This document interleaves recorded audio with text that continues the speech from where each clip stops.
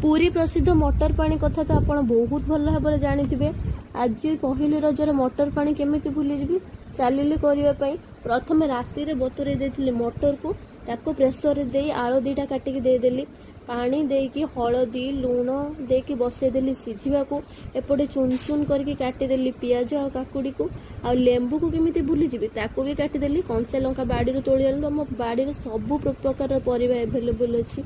एबे चलिए taste enhance करने कहीं कदली पत्र ठुंगी तो न पीले तो हम ना।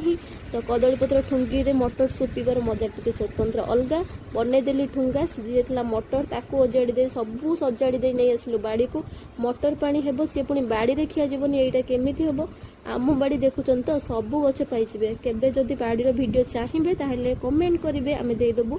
यही समय आसीगला मो छुआ मैंने केते खुशी से माने तुम जानी पारिबनी से बहुत खुशी।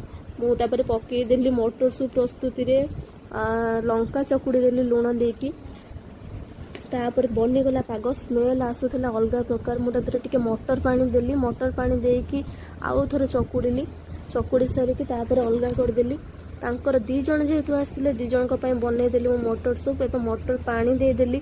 मटर पानी दे सारा पर पकईदेली खटा पानी भल भाव पकईक आम टे गोलेदेवा टे लेंबू चिपुड़ी देवा लेंबू चिपुड़ी सारा पकईदेवा पियाज पकईदेवा काकुड़ी एवं पकईदेवा टे जीरा गुंड एवं पकईदेवा टे बीट लुण पकईदेवा पकई दे सारा प्रस्तुत होगा। आम देदेवा कदली पत्र चामचारे खायापी देखुं मटर सूपटा केमी देखा आम कदली पत्र ठुंगा धरईदेलु।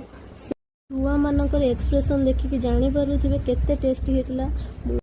केमिति लागुजे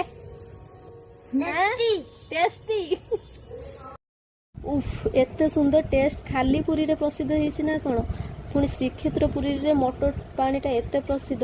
एबे मु टेस्ट करके जानी पारली से कोन पई एते प्रसिद्ध हेछि। तापर माँ भी टेस्ट करदेले और तांको रिव्यू भी आपण जानी पारथिबे बहुत बढ़िया हेतिला।